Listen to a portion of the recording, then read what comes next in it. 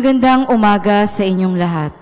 Malugod na pagtanggap sa St. Joseph Parish, Kagalangin, sa ika-6 ng umagang banal na misa na may liturhiya ngayong Martes, ika-20 linggo sa karaniwang panahon at paggunita kay San Ezekiel Moreno, Obispo. Tumayo po ang lahat at tayo'y makiisa sa Eucharistikong pagdiriwang na pamumunuan ng ating Kura Paroko, Reverendo Padre Douglas D. Badong.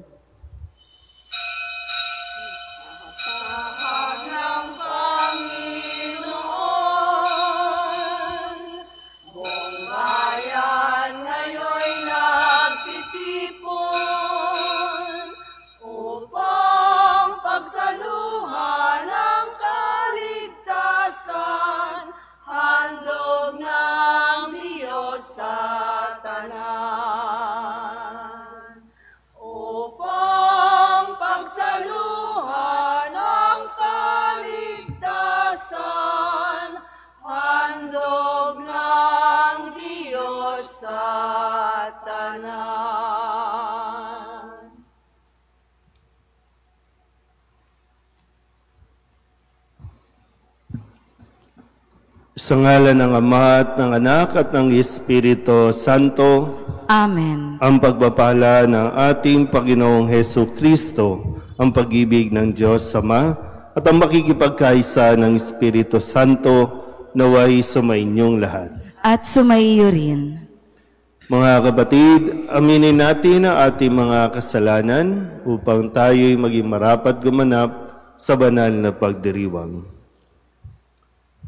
Inaamin ko sa makapangyarihang Diyos at sa inyo mga kapatid na lubha akong nagkasala sa isip, sa salita at sa gawa at sa aking pagkukulang. Kaya isinasamo ko sa mahal na Birheng Maria, sa lahat ng mga anghel at mga banal, at sa inyo mga kapatid na ako'y panalangin sa Panginoong ating Diyos. Kaawaan tayo ng makapangyarihang Diyos, patawarin tayo sa ating mga kasalanan at patnubayan tayo sa buhay na walang hanggan. Amen. Panginoon, kaawaan mo kami. Panginoon, kaawaan mo kami. Kristo, kaawaan mo kami. Kristo, kaawaan mo kami. Panginoon, kaawaan mo kami. Panginoon, kaawaan mo kami. Manalangin tayo. Ama naming makapangyarihan, hinirang mong mapabilang sa mga banal na tagapangasiwa si San Ezekiel na nag-aalab sa pag-ibig at pananalig, na sa daigdig ay siyang nananaig. Ipagkaloob mo bilang tugon sa kanyang pagdalangin na maging dapat makasalo sa kanyang kaluwalhatian, kaming mga nagpupunyaging manalig at umibig ayon sa kanyang pagkauliran, sa pamamagitan ni Jesucristo kasama ng Espiritu Santo magpasawalang hanggan. Amen.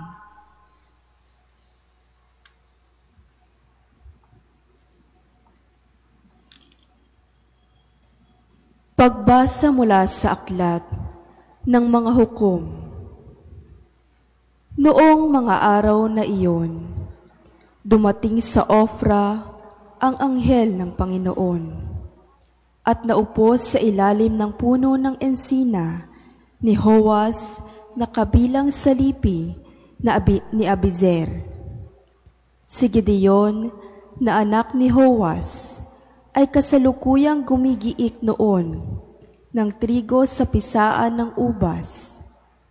Patago ang kanyang pag-iik at baka siya makita ng mga Madianita.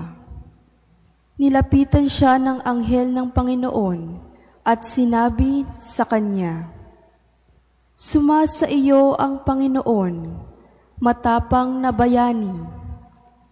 Sumagot si Gideon, "Bakit ganito ang pamumuhay namin kung sumasa amin ang Panginoon?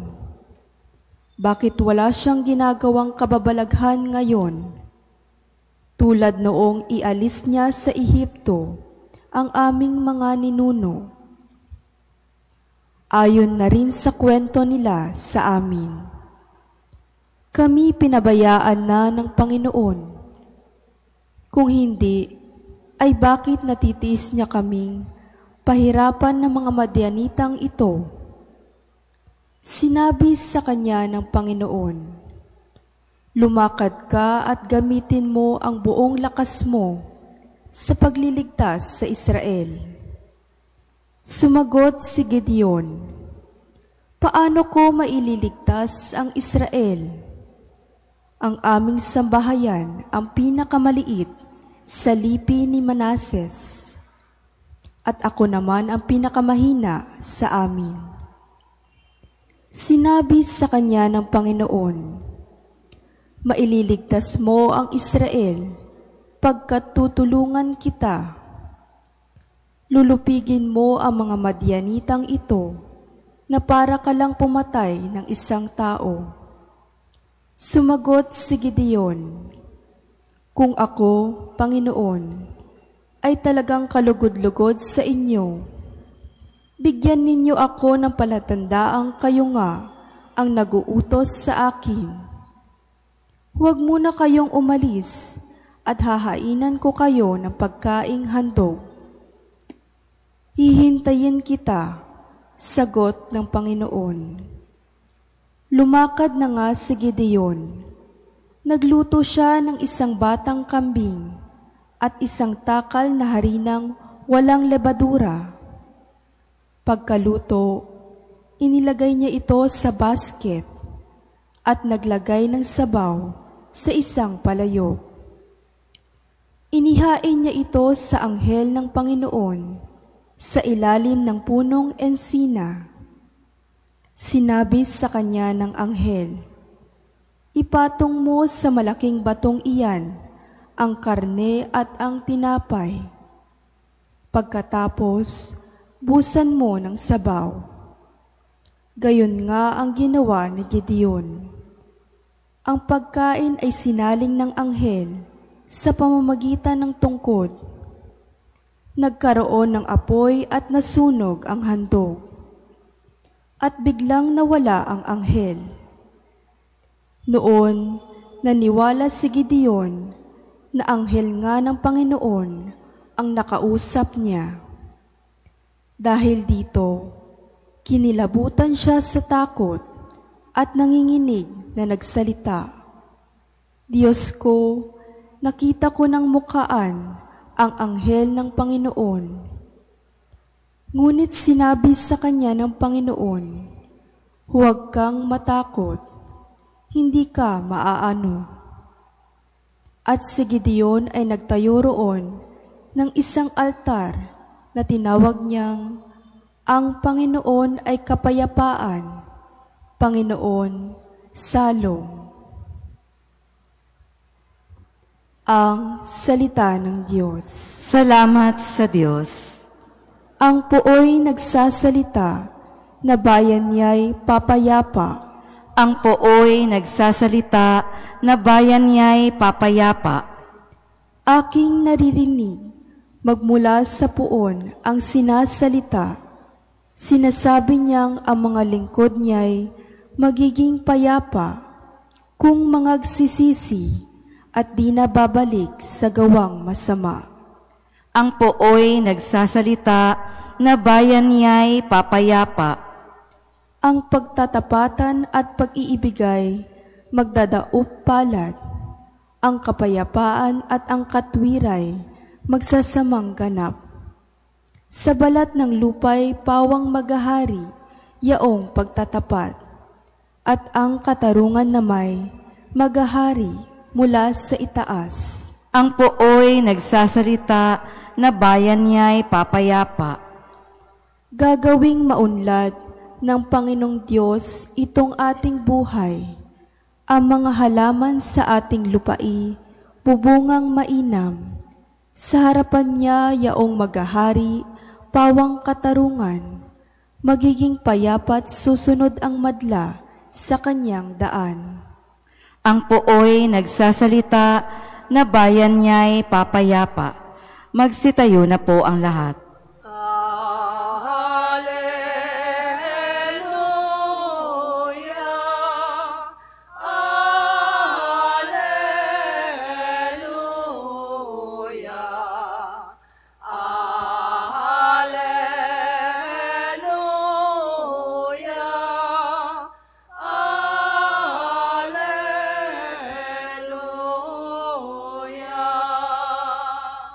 Si Kristo ay naging dukha upang tayo'y managana sa bigay niyang pagpapala.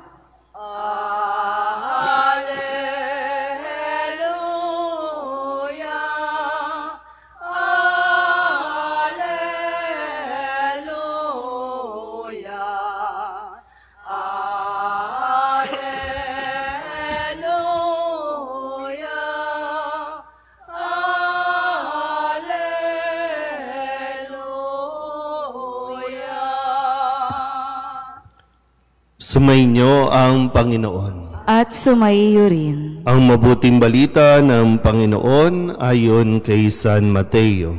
Papuri sa iyo, Panginoon. Noong panahong iyon, sinabi ni Jesus sa kanyang mga alagad, "Sinasabi ko sa inyo, napakahirap mapabilang ang mayayaman sa mga pinagaharian ng Diyos. At sinasabi ko rin sa inyo, madali pang makaraan ang kamelyo sa butas ng karayom kaysa pasakop sa paghahari ng Diyos ang isang mayaman." Nagtaka ang mga alagad nang marinig ito, kaya't naitanong nila, kung gayon, sino po ang maliligtas? Tinitigan sila ni Jesus at sinabi, hindi ito magagawa ng tao, ngunit magagawa ng Diyos ang lahat ng bagay. At nagsalita si Pedro, tingnan po ninyo, iniwan namin ang lahat at kami sumunod sa inyo. Ano po naman ang para sa amin? Sinabi sa kanila ni Jesus, tandaan ninyo ito, kapag nakaluklok na ang anak ng tao sa kanyang maringal na trono sa bagong daigdig, kayong sumunod sa akin ay luluklok din sa 12 trono upang hukuman ang 12 lipi ng Israel. At ang sinumang magtiis na iwan ang tahanan, mga kapatid na lalaki at babae, ama, ina, mga anak, o mga lupain alang-alang sa akin ay tatanggap ng makasandaang ibayo at pagkakalooban ng buhay na walang hanggan. Ngunit maraming una na magiging huli at maraming huli na magiging una. Ang mabuting balita ng Panginoon. Pinupuri ka namin, Panginoong Hesukristo. Isang magandang umaga po sa inyong lahat.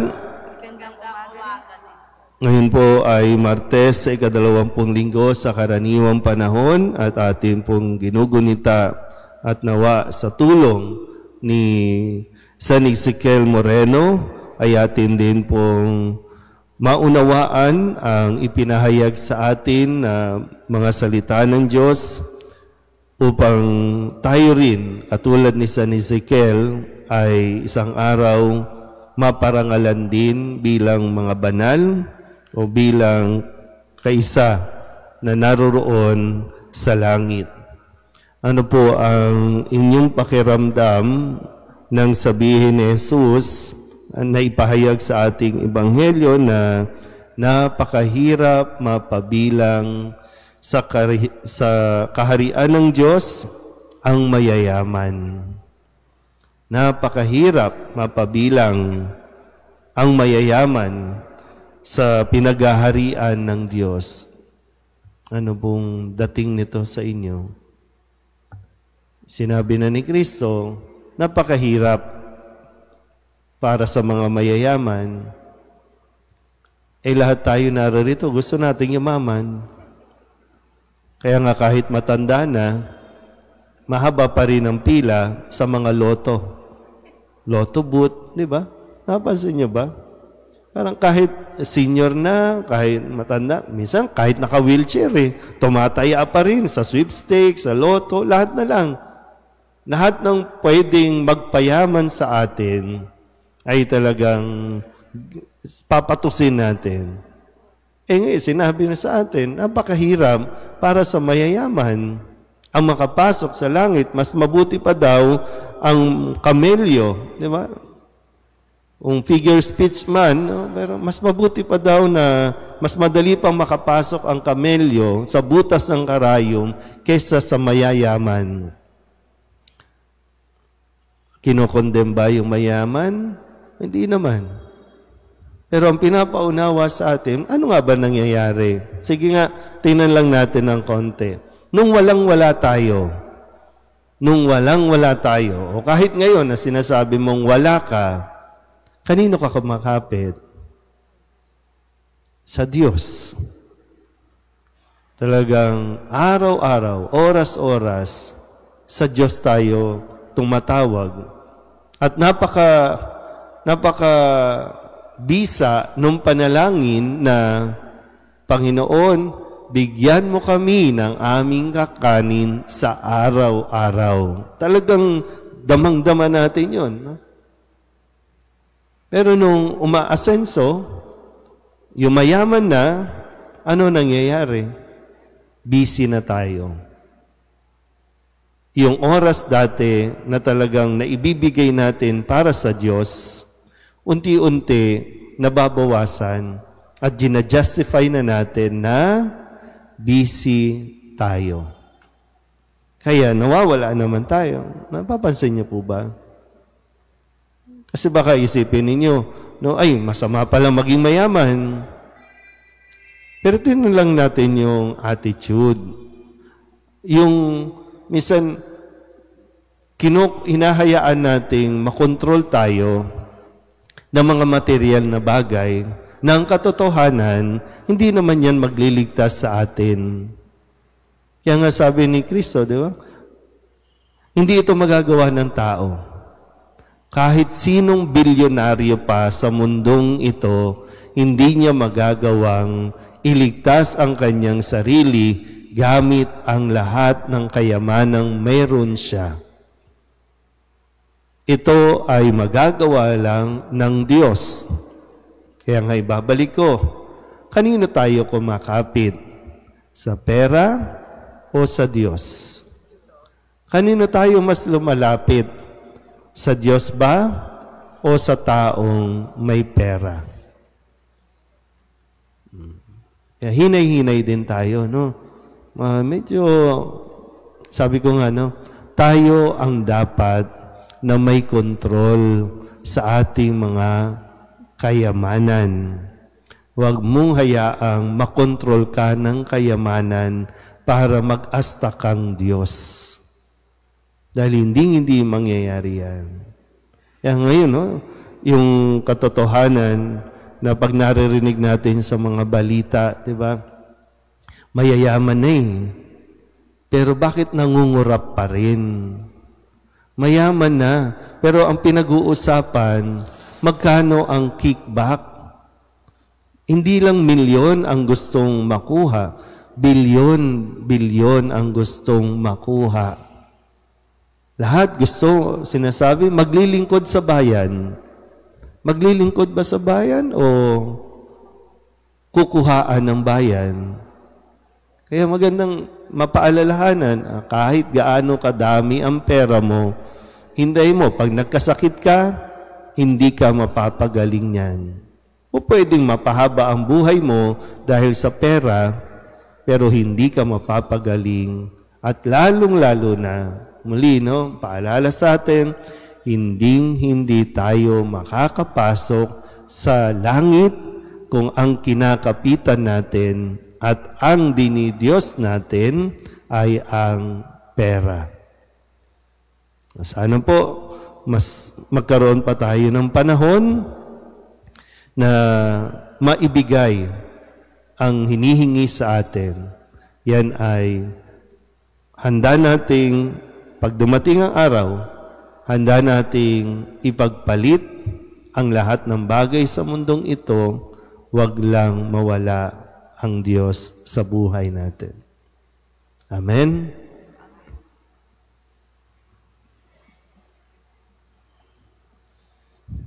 Manalangin tayo sa Diyos Ama para sa katatagan na mapaglabanan ang tukso ng material na bagay at kasiguruhan.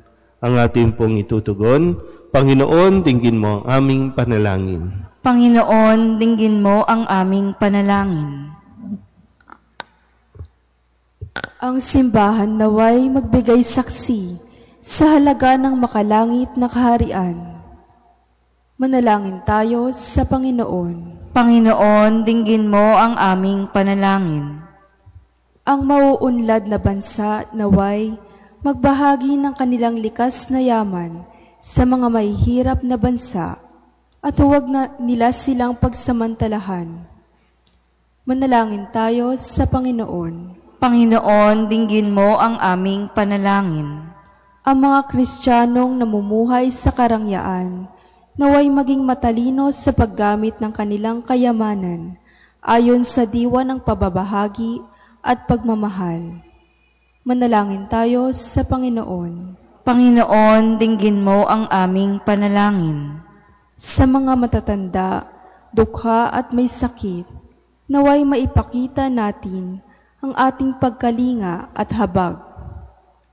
Manalangin tayo sa Panginoon. Panginoon, dinggin mo ang aming panalangin. Ang mga yumao, naway makibahagi sa kayamanan ng kaharian ng Diyos. Manalangin tayo sa Panginoon. Panginoon, dinggin mo ang aming panalangin. Idulog din natin sa Panginoon ang ating mga personal na kahilingan at mga panalangin para sa ating mga pamilya, kasama din ang mga kahilingan ng mga nanonood sa online.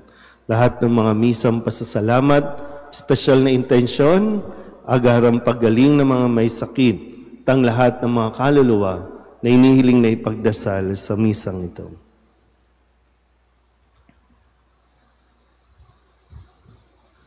Ang lahat ng ito inihiling namin sa ngalan ni Kristong aming Panginoon. Amen. Handog namin sa iyo, Ama, ang tinapay at alak na ito.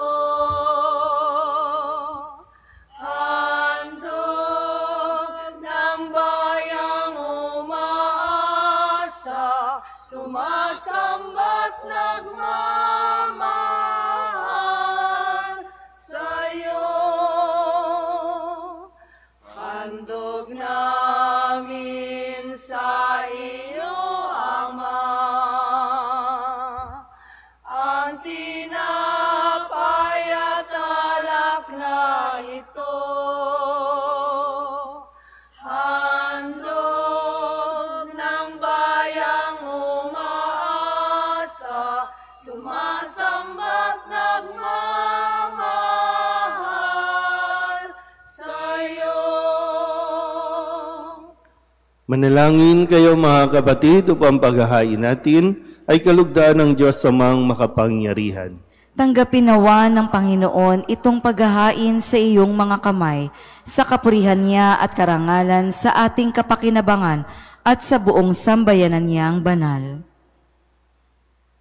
Ama naming lumikha, tanggapin mo ang mga alay na ito na inihahain naming gumugunita kay San Ezekiel, upang ang mga ito ay magdulot sa amin ng pakikinabang sa iyong tulong na maaasahan sa pamamagitan ni Jesucristo kasama ng Espiritu Santo magpasawalang hanggan. Amen. Sumainyo ang Panginoon. At sumaiyo rin. Itaas sa Diyos ang inyong puso at diwa. Itinaas na namin sa Panginoon. Pasalamatan natin ang Panginoong ating Diyos. Marapat na siya ay pasalamatan. Ama naming makapangyarihan, tunay ngang marapat na ikaw ay aming pasalamatan sa pamamagitan ni Jesucristo na aming Panginoon. Ngayong si San Ezekiel Moreno ay pinararangalan sa pamumuhay niyang totoong uliran at pagiging maaasahan sa panunungkulan. Kaya't si Jesucristo na maaasahan sa katapatan ay inihahayag sa pangangasiwa sa sambayanan.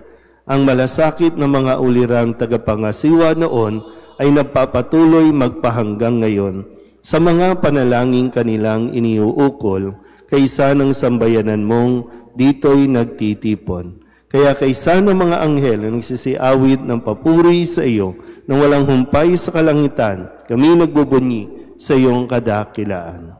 Santo, Santo, Santo, Panginoon Diyos ng mga hukbo, Napupuno ang langit at lupa ng kadakilaan mo, o sana sa kaitaasan.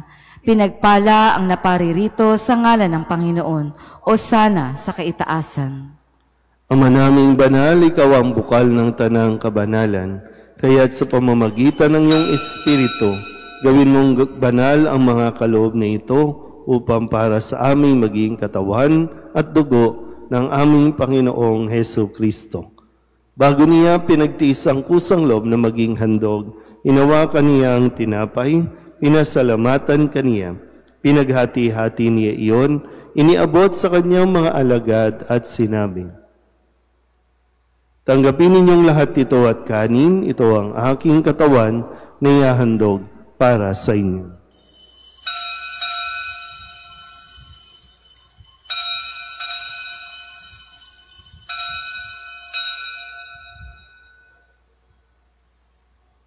Hindi naman nung matapos ang hapunan, inawakan niya ang kalis, muli kaniyang pinasalamatan. Iniabot niya ang kalis sa kanyang mga alagad at sinabi, "Tanggapin ninyong lahat ito at inumin. Ito ang kalis ng aking dugo, ng bago at walang gantipan. Ang aking dugo na ibubuhos para sa inyo at para sa lahat sa ikapagpapatawad ng mga kasalanan. Gawin ninyo ito sa pag-alaala sa akin."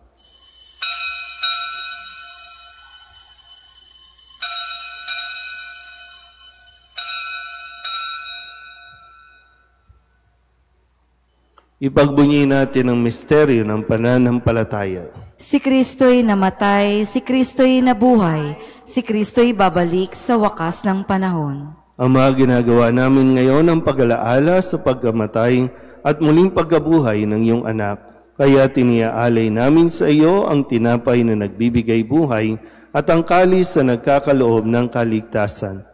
Kami napapasalamat dahil kami iyong minarapat na tumayo sa harap mo para maglingkod sa iyo. Isinasamo namin kami magsasalo-salo sa katawan at dugo ni Kristo ay mabuklod sa pagkakaisa sa pamamagitan ng Espiritu Santo. Ama, lingapin mo ang iyong simbahang laganap sa buong daigdig. Puspusin mo kami sa pag-ibig, kaysa ni Leon na aming Papa, at ni Jose na aming Obispo at ng Tanang Kaparian.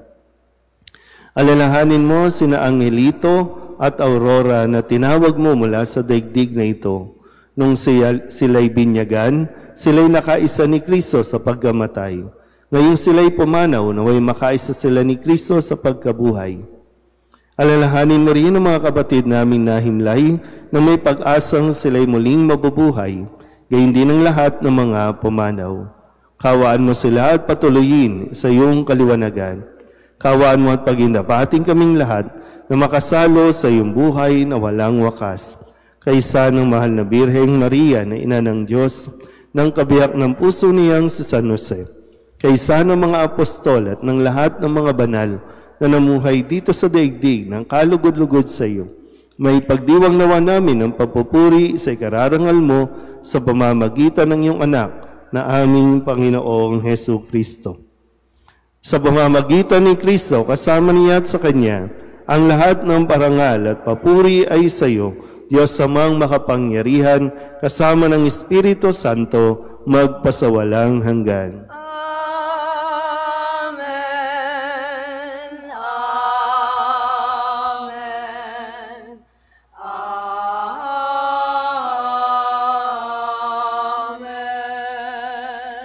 Sa tagabili ng mga nakagagaling na utos at turo ni Jesus sa Panginoon natin at Diyos, ipahayag natin ang lakas loob.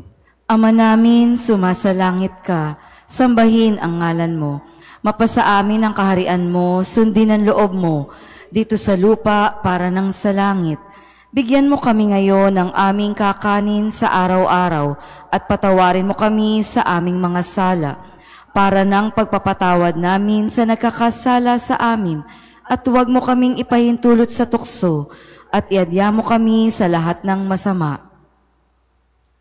Hinihiling namin kami iadya sa lahat ng masama, pagkalooban ng kapayapaan araw-araw, iligtas sa kasalanan at ilayo sa lahat ng kapahamakan, samantalang aming pinananabikan ang dakilang araw ng pagpapahayag ng tagapagligtas naming sa Yesu Kristo. Sapagkat iyo ang kaharian at ang kapangyarihan at ang kapurihan, magpakailanman. Amen. Panginoong Hesu Kristo, sinabi mo sa iyong mga apostol, kapayapaan ang iniiwan ko sa inyo, ang aking kapayapaan ang binibigay ko sa inyo.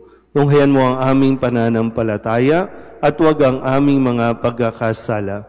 Pagkalooban mo kami ng kapayapaan at pagkakaisa ayon sa iyong kalooban, kasama ng Espiritu Santo, magpasawalang hanggan. Amen. Ang kapayapaan ng Panginoon ay laging sumainyo. At sumaiyo rin. Mabigayan po tayo ng kapayapaan sa isa't isa.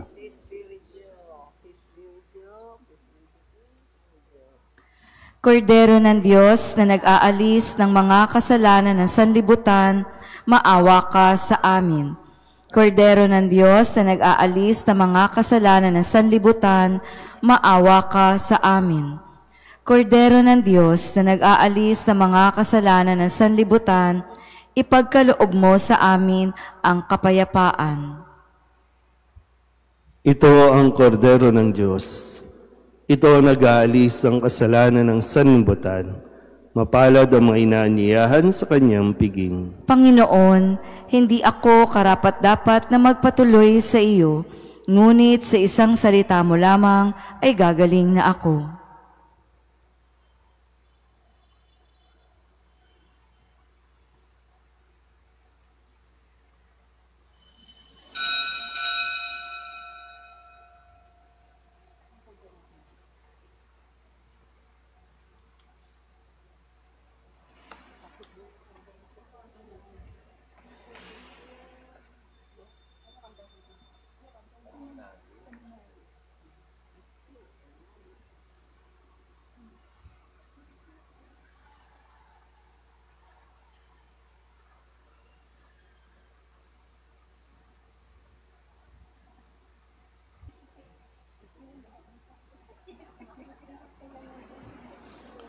Magsitayo na po ang lahat.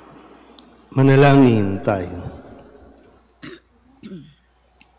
Ama naming mapagmahal, kami sa katawan at dugo ni Kristo nagsipakinabang ay dumadalangin magkamit ng tiyak na kaligtasan na aming ginaganap ng buong katapatan sa pamamagitan ni Yesu Kristo kasama ng Espiritu Santo magpasawalang hanggan. Amen. Sumainyo ang Panginoon. At sumaiyo rin. At pagpalain kayo ng makapangyarihang Diyos, Ama at Anak at Espiritu Santo. Amen. Tapos ng banal na misa, umayo tayo sa kapayapaan ni Kristo. Salamat sa Diyos. Magandang umaga po.